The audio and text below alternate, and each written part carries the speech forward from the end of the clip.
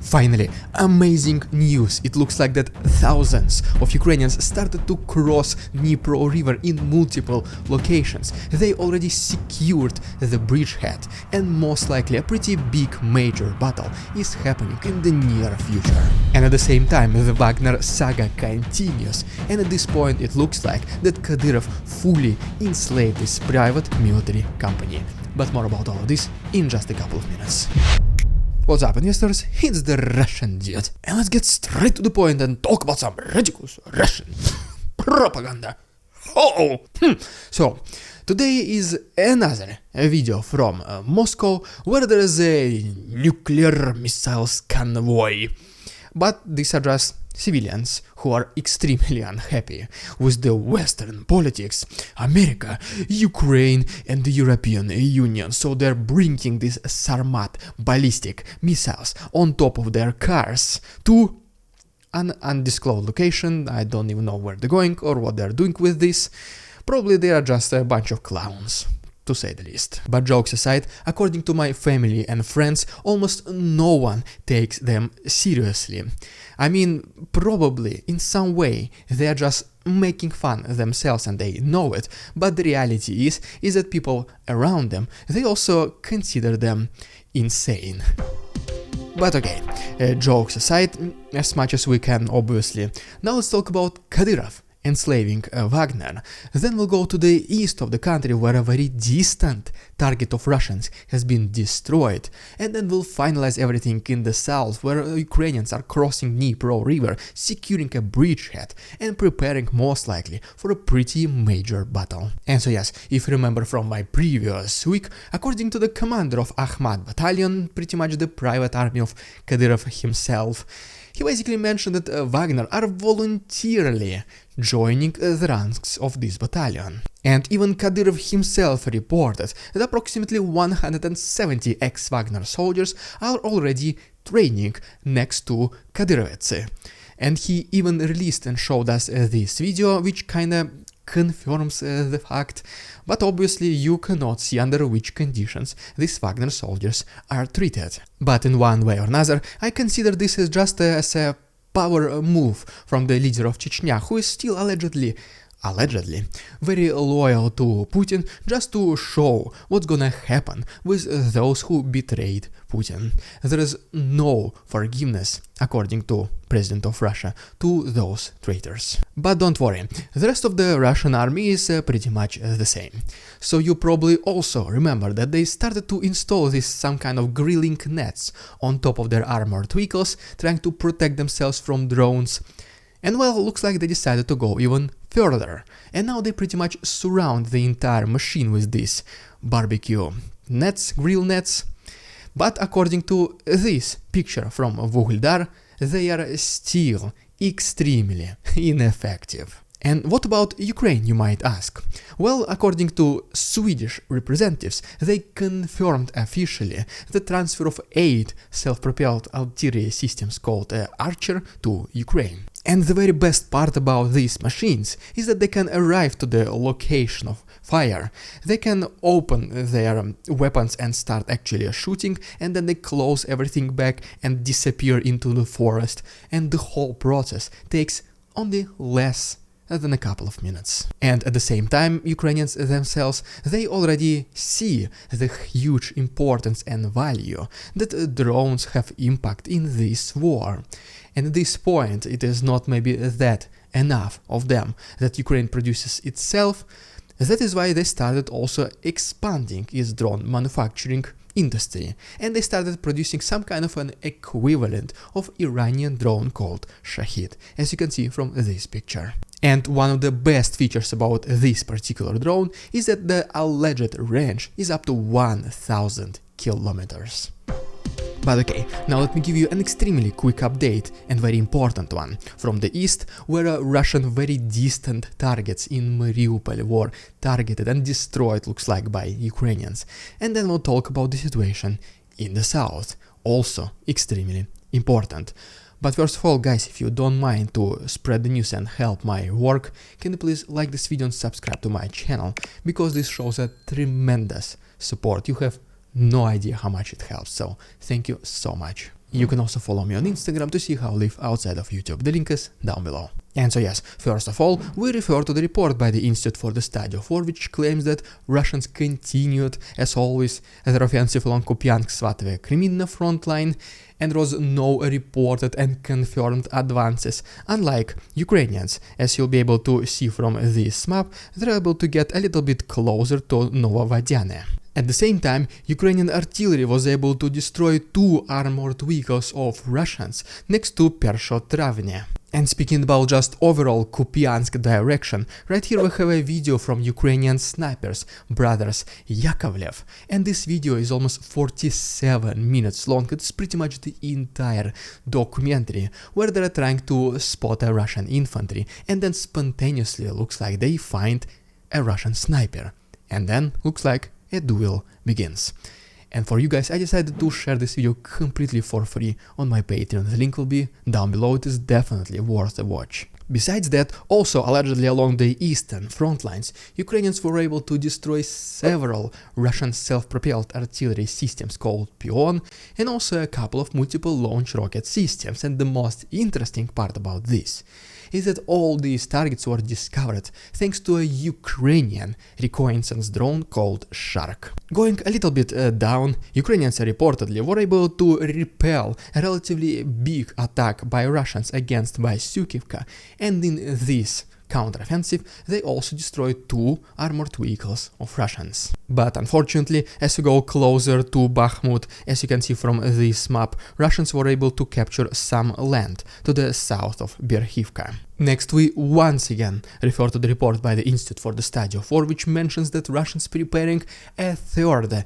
series of attacks against Avdiivka, because according to the Ukrainian reconnaissance in this area, Russian soldiers and infantry is regrouping right now, and a lot of them are concentrating next to Avdiivka plant. Most likely, this is where the attack will come from. The question is, will it be just again infantry running across open fields, or will they once again use the support of artillery and armored vehicles just like they did in the beginning? Nevertheless, both of these options were unsuccessful by Russians in the past. And at the same time, allegedly also from Avdiivka frontline, right here we have a video of yet another Russian glorified drone called Lancet, trying to eliminate Ukrainian almost abandoned Leopard 2 tank. And Russians, they were claiming that this drone is able to capture the targets using artificial intelligence, and there is no even need for the operator. But as you can see, the drone failed as well. But probably the most important event in the east of Ukraine in the last several days is that Ukrainians allegedly were able to destroy a Russian ammunition warehouse located in Sedovi, and as you can see, it is all the way away from the current front lines, so most likely a long-range missile was used, and Russians once again was not able to intercept it. As you can see from this video, there was a pretty big and loud noises. But according to Russians, the reason for this, it is because there was some kind of malfunction in the wiring, and then there was like a couple of ammunition cartridges next to it, so they detonated, and that's pretty much what caused this enormous ball of fire. I'll leave it up to you who you want to believe. And ultimately, right here we have yet another video from Vuhledar frontline, where Russians threw even more infantry and combat vehicles into the attack, which also was repelled fully by Ukrainians. But unfortunately, in the last several days, it looks like the Russians were able to advance a little bit to the east of Mykilske, as you can see from this map, which unfortunately it's not surprising. This is exactly the very same tactics Russians were using in major cities since the beginning of the war. No matter how many people and vehicles you lose, just keep doing it, because eventually you will succeed, at least a little bit. Alright, and now let me give you a similar brief update from the south of Ukraine, where another vessel of the Russian Black Sea Navy was destroyed. And then we'll talk about some very important events coming most likely very soon. But first of all, we have to make a stop in Odessa, because as a result of Russian attacks, a lot of residential buildings have been severely damaged, and then pretty much the same happened in Kherson. A lot of debris of Russian aerial vehicles were falling on the ground, destroying residential areas and civilian buildings. And just overall, in the last 24 hours, Ukrainian air defense was able to intercept 15 out of 22 Russian Shahed drones. And while Russians continue to target residential areas for some reason, Ukrainians are actually destroying military targets, because I mean, it makes sense. We're at war, right? And so right here is the video from Kerch port, and as you can see, there was a pretty loud noise according to the locals. And as you can see, this target is located even further from the front line as Sedovia, next to Mariupol, so most likely Ukrainians had to use an extremely long-range missiles. Maybe even Storm Shadow, though the range of these missiles is not yet confirmed to be that long, so we're still basically waiting for the official confirmation from the Chief of Staff of Ukraine, whether this was maybe a local diversion or maybe there was some unannounced missile that Ukrainians used. And according to the satellite images you see right here, most likely the ship that was targeted was a small missile ship called Askold, and later on the morning of Monday we did receive a visual confirmation that indeed this ship is now fully destroyed and no longer operational. Next we get closer to Zaporozhye front lines, and reportedly Russians once again tried to advance next to Priyutny, but Ukrainians were able to repel this attack, destroying the entire assault group and an armored vehicle. And then another example of massively successful investment by Ukrainians is this video, where Ukrainians using simple inexpensive drones were able to destroy two pieces of electronic warfare equipment of Russians. First it was the warfare equipment Lyra 3 and then a Raider R419, and reportedly Ukrainians only spent $4,000 in these drones to destroy $20 million worth of Russian military equipment. But pretty much yes, the most significant event in the south in the last several days is that Ukrainians continue to cross Dnipro river.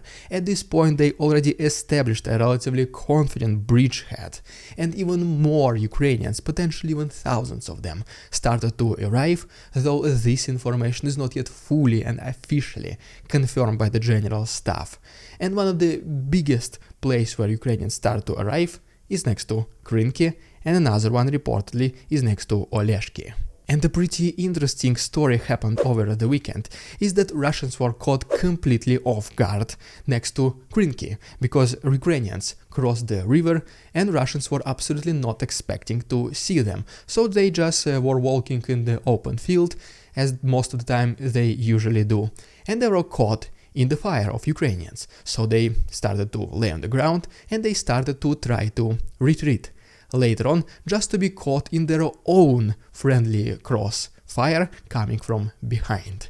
The entire unit reportedly did not make it, except a couple of injured soldiers who were left to tell the story. And even the Institute for the Study of War itself confirms that Ukrainians hold a lot of houses in Krynki itself, though this map does not yet reflect those liberations.